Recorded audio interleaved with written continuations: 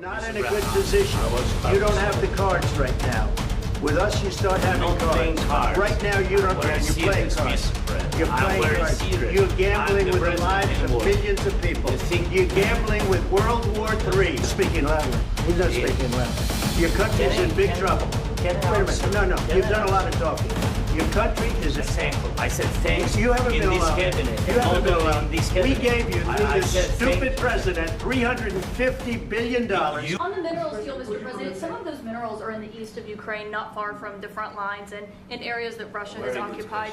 Will you direct President Putin to withdraw his forces from those areas if there's U.S. interest Well, there? we'll take a look at the time. We have a lot of area. It's a very big area we're talking about, so we'll take a look. I'll study that and I'll see. And who would protect those minerals if they are U.S. interests? Would that be Ukrainian They'll forces? be protected. The European agreement will forces? protect them. U.S. The forces? agreement, yeah, we're signing an agreement. You know? Right, but what if Russia tries to invade or there's Russian aggression in those spots? I just told you, I don't think that's going to happen. And if that were going to happen, I wouldn't make a deal. If I thought that was going to happen, I wouldn't make a deal. Some people may wonder why. You know, they ought to focus on CNN on survival, not asking me these ridiculous Why questions. the confidence that Putin won't Focus violate- on surviving, because CNN's got such low ratings, I don't think they're going to survive. Let's go. Please, go ahead. I already mentioned Poland. Poland was under Russian control for decades after the Second World War. When I was a kid, I looked at the United States not only as a most powerful country, Right. richest country in the world, the country that has great music, great movies, great muscle cars, but also as a force for good. And now I'm talking with my friends in Poland, and they are worried that you align yourself too much with Putin. What's your message for them? Well, if I didn't align myself with both of them, you'd never have a deal. You want me to say really terrible things about Putin and then say, "Hi, Vladimir, how are we doing on the deal?" That doesn't work that way. I'm not aligned with Putin. I'm not aligned with anybody. I'm aligned with the United States of America and for the good of the world. I'm aligned with the world, and I want to get this thing over with. You see the hatred he's got for Putin. It's very tough for me to make a deal with that kind of hate. He's got tremendous hatred, and I understand that, but I can tell you the other side isn't exactly in love with, you know, him either. So it's not a question of alignment. I'm aligned with the world. I want to get the thing set. I'm aligned with Europe. I want to see if we can get this thing done. You want me to be tough? I could be tougher than any human being you've ever seen. I'd be so tough. But you're never going to get a deal that way, so that's the way it goes. All right, one more question. Hey, I want to respond to this. So look, for 4 years in the United States of America, we had a president who stood up at press conferences and talked tough about Vladimir Putin, and then Putin invaded Ukraine and destroyed a significant chunk of the country. The path to peace and the path to prosperity is maybe engaging in diplomacy. We tried the pathway of Joe Biden of thumping our chest and pretending that the President of the United States' words mattered more than the President of the United States' actions. What makes America a good country is America engaging in diplomacy. That's what President Trump is doing. Can I ask you? Sure. Yeah? Yeah. Okay. So he occupied our parts, big parts of Ukraine, part of East and Crimea. So he occupied it on 2014. So during a lot of years, so I'm not speaking about just Biden, but those time was Obama, then President Obama, then President Trump, then President Biden, now President Trump, and God bless, now President Trump will stop him. But during 2014, nobody stopped him. He just occupied and took. He killed people. You know what the contact line? 2015. 2014. 2014 and 2015. 2014. Yeah. So I was, he killed. I was not here. Yeah, but That's exactly but- right. Yes, but during 2014 till 2022, yeah, the situation the same. The people are been dying on the contact line. Nobody stopped him. You know that we had conversations with him, a lot of conversation, my bilateral conversation, and we signed with him. Me, like a new president, in 2019, I signed with him the deal. I signed with him, Macron and Merkel. We signed ceasefire. ceasefire. All of them told me that he will never go. We signed him with gas contract. Yes, but after that, he broken this ceasefire. He killed our people, and he didn't exchange prisoners. We signed the exchange of prisoners, but he didn't do it. What kind of diplomacy, JD, you are speaking about? What do you mean? I'm talking about the kind of diplomacy that's going to end the destruction of your country. Yes, but if you Mr. President, with respect, I think it's disrespectful for you to come into the Oval Office and try to litigate this in front of the American media. Right now, you guys are going around and forcing conscripts to the front lines because you have manpower problems. You should be thanking the President for trying to bring an end to this conflict. Have you ever been to Ukraine that you say what problems we have? I have been to. Count once. I've actually watched and seen the stories, and I know what happens is you bring them on a propaganda tour, Mr. President. Do you disagree that you've had problems bringing people into your military? And do you think that it's respectful to come to the Oval Office of the United States of America and attack the administration that is trying to prevent the destruction of your country? A lot of questions. Let's start from the beginning. Sure. First of all, during the war, everybody has problems, even you, but you have nice ocean and don't feel now, but you will feel it in the future. God bless. You don't know that. God bless. God bless. You will not have a war. Don't tell us what we're going to feel.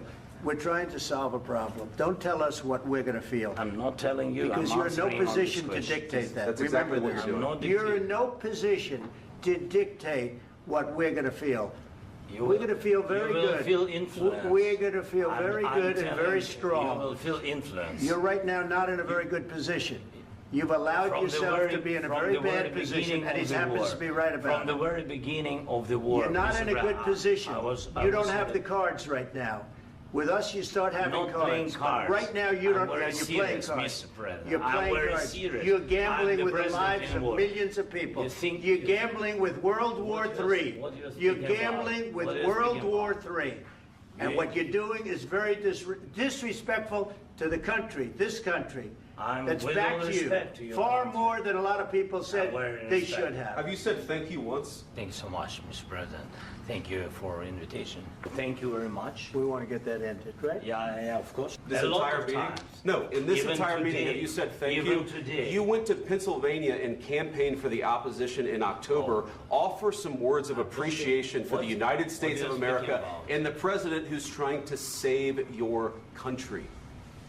Please, you think that if you will speak very loudly about the war, you can... He's not speaking loudly. He's not speaking loudly. Your country is in big trouble. Can I Wait a answer? minute. No. You've done a lot of talking.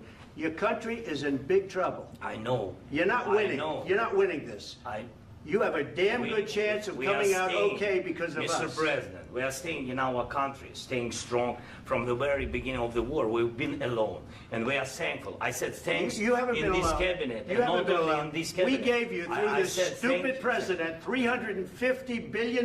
You voted we gave for you your military equipment, and your men are brave, but they had to use our military. What about if you didn't have our military equipment, if you didn't have our military equipment, this war would have been over in 2 weeks. In 3 days, I heard it from Putin. In 3 days, this is something maybe new. less. In 2 weeks, of course, yes. It's going to be a very hard thing to do business like this. Again, I tell you. just say thank you. I said a lot of times to American people. Accept that there are disagreements, and let's go litigate those disagreements rather than trying to fight it out in the American media when you're wrong.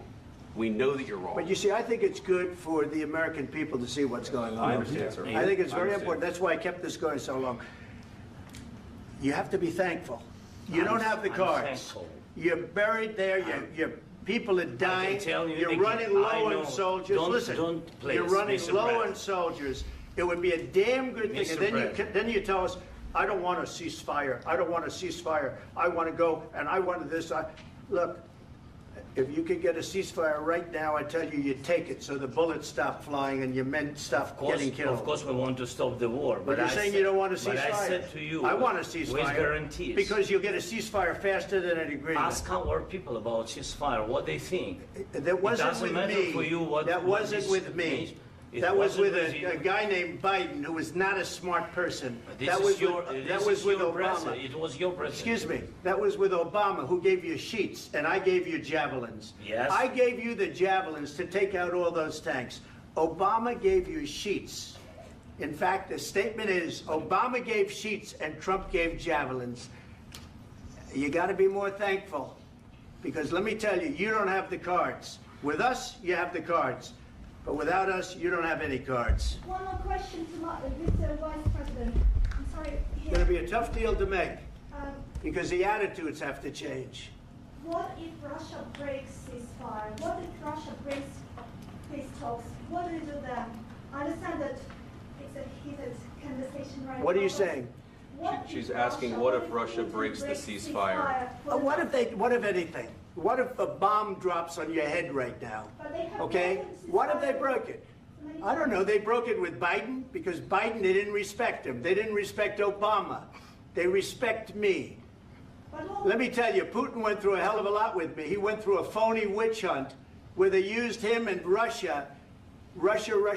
You ever hear of that deal? That was a phony Hunter Biden, Joe Biden scam. Hillary Clinton, Shifty Adam Schiff. It was a Democrat scam. And he had to go through that. And he did go through it. We didn't end up in a war. And he went through it. He was accused of all that stuff. He had nothing to do with it. It came out of Hunter Biden's bathroom. It came out of Hunter Biden's bedroom. It was disgusting. And then they said, oh, the laptop from hell was made by Russia. The 51 agents. The whole thing was a scam. And he had to put up with that. He was being accused of all that stuff. All I can say is this. He might have broken deals with Obama and Bush, and he might have broken them with Biden. He did, maybe. Maybe he didn't. I don't know what happened. But he didn't break them with me. He wants to make a deal. I don't know if you can make a deal. The problem is, I've empowered you to be a tough guy. And I don't think you'd be a tough guy without the United States. And your people are very brave. But you're either going to make a deal or we're out. And if we're out, you'll fight it out. I don't think it's going to be pretty, but you'll fight it out. But you don't have the cards. But once we sign that deal, you're in a much better position. But you're not acting at all thankful. And that's not a nice thing. I'll be honest, that's not a nice thing. All right, I think we've seen enough. What do you think? What's huh? this negotiation? This is going to be great television, I will say that. All right. We'll see what we can do about putting it together. Thanks.